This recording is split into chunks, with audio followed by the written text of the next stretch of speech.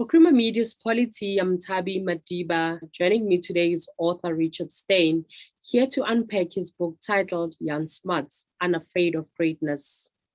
Why do you feel that Jan Smuts' role in the creation of modern South Africa should never be forgotten?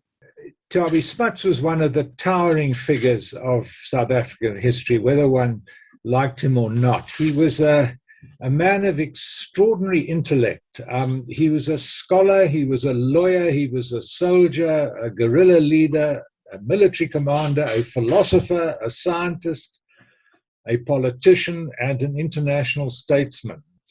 He helped found the Union of South Africa. Union rather than federation was very much his idea.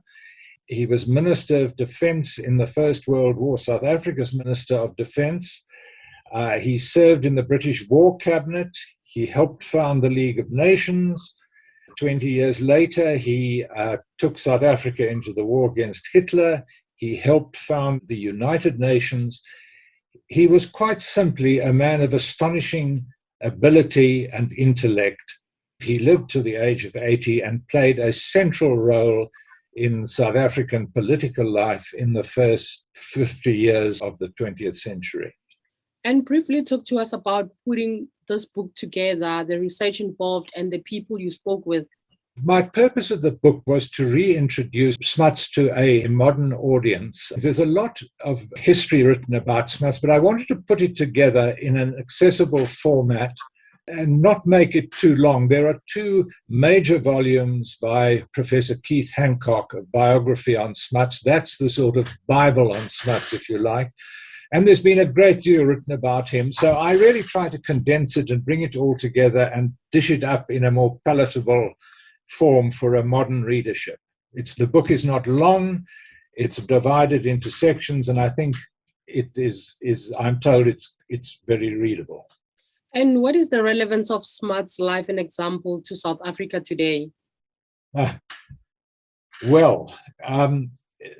In many ways. I mean, first of all, he devoted his whole life to public service. He was a politician. His mission in life was to unite English and Afrikaans-speaking South Africans. As far as Black Africans were concerned, he had an old-fashioned view that whites his government were the trustees of Africans, to be brought into the political arena gradually, but over time. That was the sort of dominant mindset 100 years ago. So you have to understand where Smuts was coming from and what he wanted to achieve. He's vital to understanding the successes and failures of South African politicians in the last century. And Smuts embraced and practiced internationalism. Can you tell us why? He thought that South Africa was a small country, a poor country at the foot of Africa, and that if it wanted to punch its weight internationally, you had to unite the country, you had to build up the economy. Luckily, we discovered gold and diamonds. He wanted to build up the economy and make South Africa part of the British Commonwealth, which was the biggest and most powerful empire the world had ever seen. And he chose, instead of the isolation that Herzog and his Afrikaner opponents wanted to adopt, he and Louis Botha saw South Africa as part of a much greater international whole. So he helped South Africa. I mean, he was as famous 100 years ago as Mandela was 100 years later. They both made South Africa known throughout the world. And that alone, I think, makes an understanding of Smuts and, of course, of Mandela absolutely central to an understanding of South African politics. And why was Smuts unable to comprehensively deal with his own backyard, the so-called native problem? Well, simply because he knew he wanted to keep political power.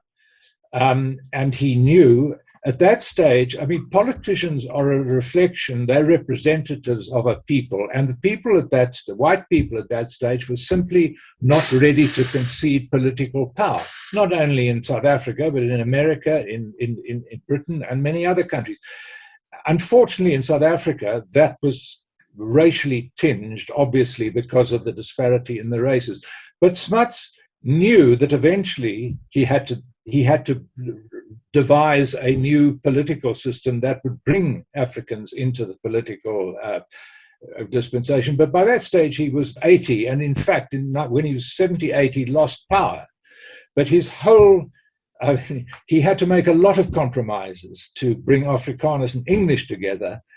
And if he had come with a policy, even a progressive policy, which would have ensured a black majority and him being out of power, he simply wouldn't have survived. So it was a question of political survival 100 years ago. But you can't judge it by today's environment. You've got to look back to understand Smuts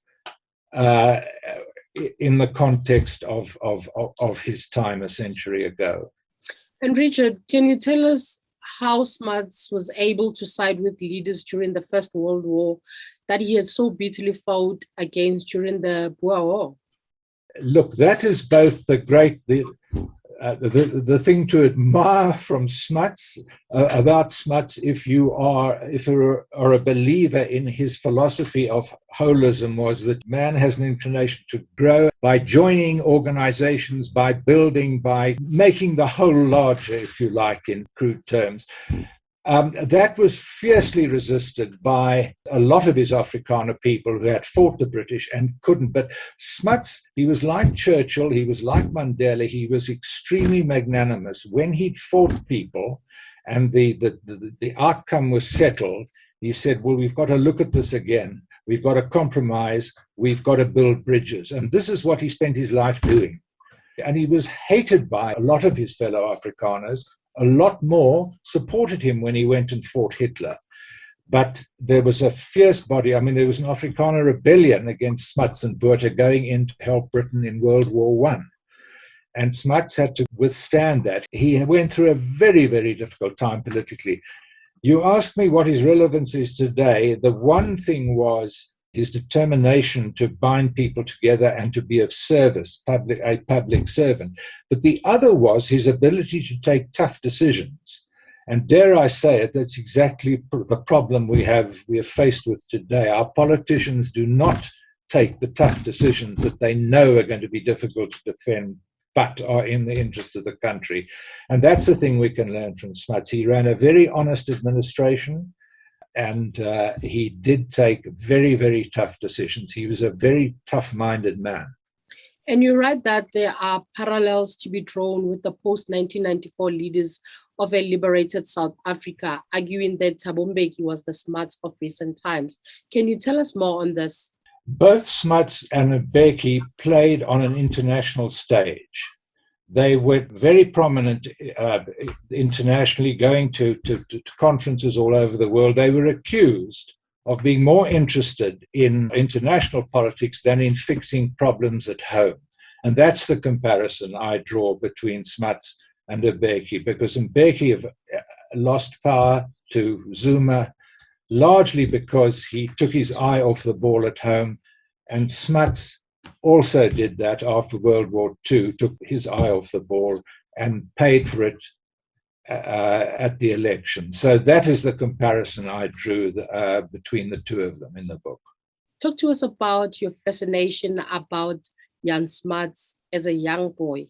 I grew up in the Cape in the 1940s, and my father spent 6 years or 5 years of his life going north, as this expression had it, to fight in the South African army against Italy and Hitler in the north of Africa.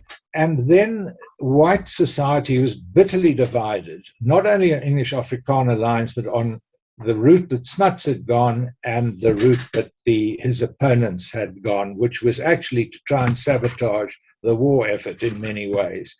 So I grew up as a kind of child of a Smuts man, and it's always interested me why my parents, my father and his generation were so pro-Smuts and so keen on Smuts and the hold that Smuts had on my father's generation. And I've always been interested in history.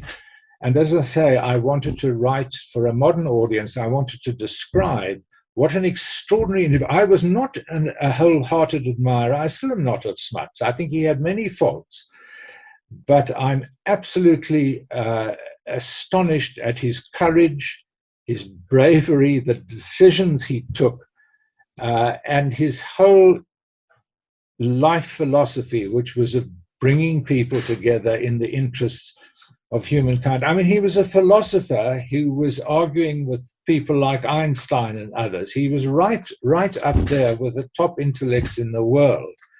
And this is somebody that we can, write off as a racist and somebody who's Jans in Cape Town. They've changed the name of Smuts Hall, the university students, because they don't understand, I don't think, how central Smuts was to the development of South Africa and how much good he did, besides some of the laws he left behind, which I can quite understand the antagonism towards.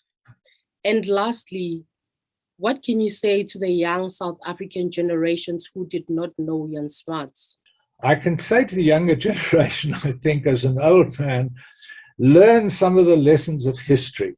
Do you know, one of the reasons, I've just done a book on Milner's time after the Boer War, and Afrikaners absolutely hated Milner because he insisted on a policy of Anglicization in schools and in courts, and he wanted to make Afrikaners English.